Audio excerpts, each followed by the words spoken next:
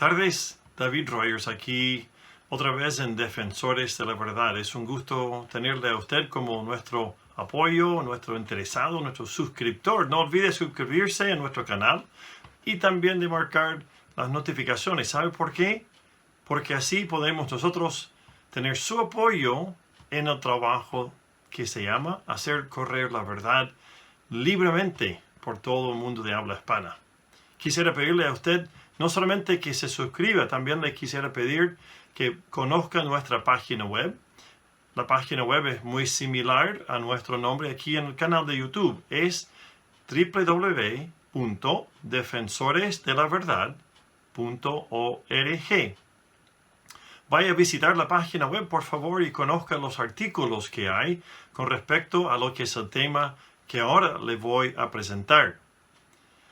Ya estamos a tan solo unos días de lo que es la celebración de un evento que históricamente para los cristianos y quienes seguimos a Cristo es considerado el evento más importante en todo el año.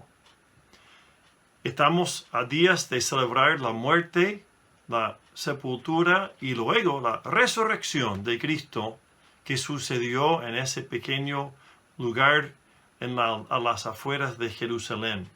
Y esta tarde quisiera compartir con usted varios hechos de suma importancia con respecto a esos días.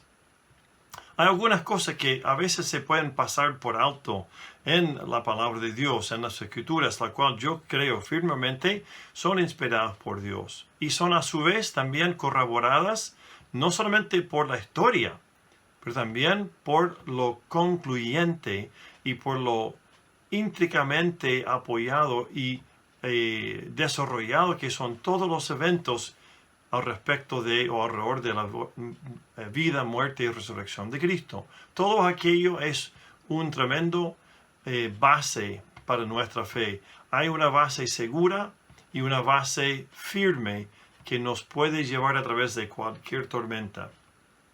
Ahora, quiero invitarle en este momento a pensar en dos hechos. Primero está el hecho de la sepultura de Jesús, que significa cómo fue, dónde fue. Segundo, quiero pedirle también a pensar en algunos de los detalles registrados en el testimonio de los escritores o de los evangelistas. Voy a mencionar ahora la primera clase de evidencias. Recordamos que la crucifixión de Jesús sucedió a las afueras de Jerusalén.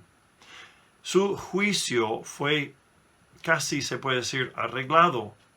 Su sentencia fue sumaria y lapidaria sin ningún testigo ocular en contra de él que se pusiera de acuerdo.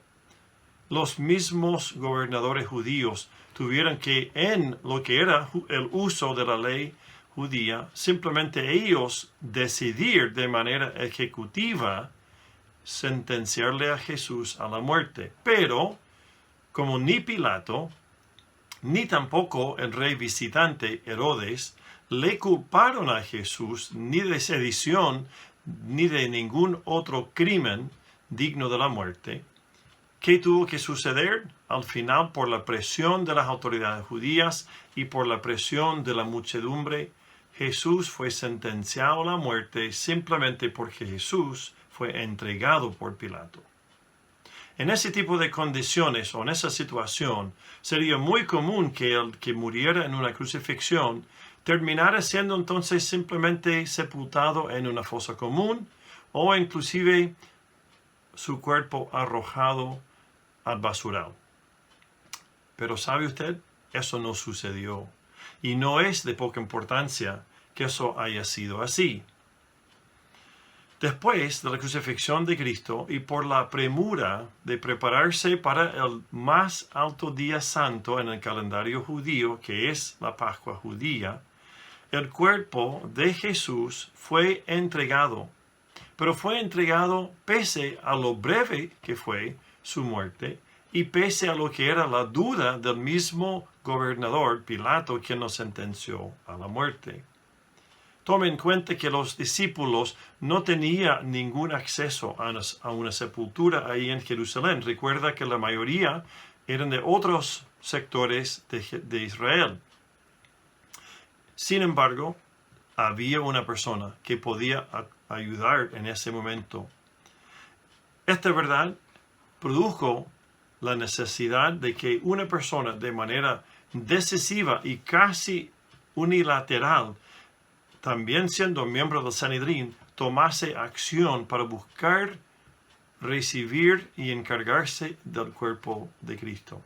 Según nos relatan los evangelistas, lo que sucedió es lo siguiente. Primero, una autoridad, miembro del concilio judío, el Sanedrín, que no estaba de acuerdo con la sentencia de la muerte de Cristo Jesús, de nombre José de la ciudad de Arimatea, fue a Pilato, le pidió permiso para retirar el cuerpo, pero antes que Pilato aceptara esta entrega, él pidió al centurión a cargo de la muerte de Jesús en qué condición estaba. ¿Qué hizo Pilato? Mandó a consultar al centurión romano a cargo si Jesús estaba muerto o no. Y entonces Pilato pudo confirmar por boca del centurión que Jesús ya había fallecido. Por eso, lo primero que es importante reconocer es que Pilato le entregó el cuerpo de Jesús a José de Arimatea. Otro hecho que es importante, un segundo hecho, es tomar nota de los detalles interesantísimos que aparecen ahí. Dice que José, ya con el cuerpo en su posesión, se hizo cargo del cadáver de Jesús, él habiendo sido víctima de flagelación y tortura, lo más probable es que su cuerpo era casi irreconocible. Pero no lo hizo solo. No, al contrario, José tenía un ayudante. ¿Quién fue ese ayudante? Es nada más ni nada menos que el personaje en el Evangelio de Juan, capítulo 3, quien se fue a juntar con Jesús de noche. Claro, es el mismo Nicodemo. Nos dice eso en el Evangelio de Lucas. Entre los dos, cargaron el cuerpo de Jesús a un huerto. Realizaron el trabajo desagradable de envolver su cuerpo quebrantado, su cuerpo bastante mutilado y su cuerpo torturado por todo lo que hicieron tanto antes como en la crucifixión. Y el capítulo de la pasadía de la muerte de Jesús termina con su cuerpo reposando en una tumba en medio de un jardín, siendo honrado como debe ser según las normas judías. Pero no es todo, hay una tercera evidencia o tercer hecho ese día. Y es la sorprendente verdad que era una tumba nueva. Claro, no era cualquier tumba, era un entierro en una tumba que José de Arimatea había comprado o había mandado a hacer, una tumba normalmente familiar como era de ese entonces, en la cual no se había puesto ninguna persona todavía. ¿Pero qué importancia tiene? Bueno, esto es seguramente el resultado del cumplimiento de la profecía de Isaías 53, versículo 9, que dice en parte, cito, su sepultura sería con los ricos. Jesús, entonces, no fue sepultado ni en una fosa común, ni tampoco en cualquier lugar. Además, estas dos autoridades judías salieron a la defensa de Jesús.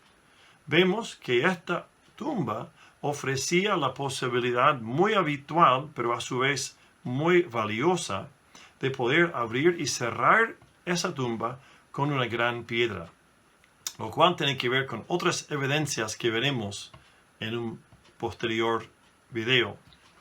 Ahora hemos armado el escenario de ese último día, viernes, en la vida humana de Jesús.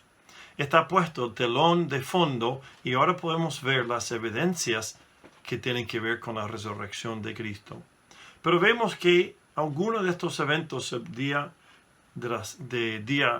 viernes de la semana son para algunos difíciles de aceptar.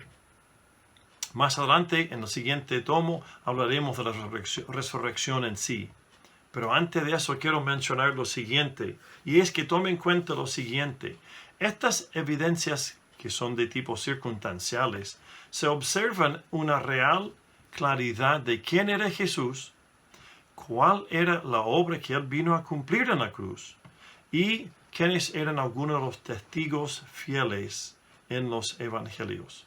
Reuniendo todos estos hechos, podemos darnos cuenta de lo siguiente, como lo dice el famoso profesor de Derecho de la Universidad de Harvard, el famoso Simon Greenleaf, un experto y autoridad en las reglas y los procesos de las evidencias en la corte, quien en su tomo que escribió en 1850 dijo lo siguiente, cito: los hechos registrados en los 4 evangelios están basados en la veracidad de los testigos y la credibilidad de sus narrativas.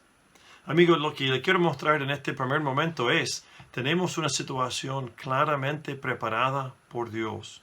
Su Santo Hijo, Jesucristo, nacido de una virgen, nacido en forma humana, nacido como hombre, vino a salvar al hombre. Las evidencias están a la vista para que todos vean tanto lo que sufrió como también cómo terminó su vida. Pero ahí no termina la historia.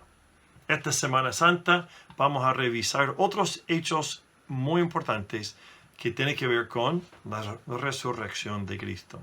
Le invito a usted también a conocer estos hechos, a conocer los testimonios, a leer e interrogar a los testigos, tanto históricos, bíblicos y otros, que nos pueden ayudar a concluir qué es lo que Cristo cumplió, hizo y logró en su muerte. Le digo una cosa, la historia mejor aún está por venir, porque veremos que su resurrección es otro hecho también corroborado, confirmado y comprobado históricamente. Gracias por seguirnos en Defensores de la Verdad.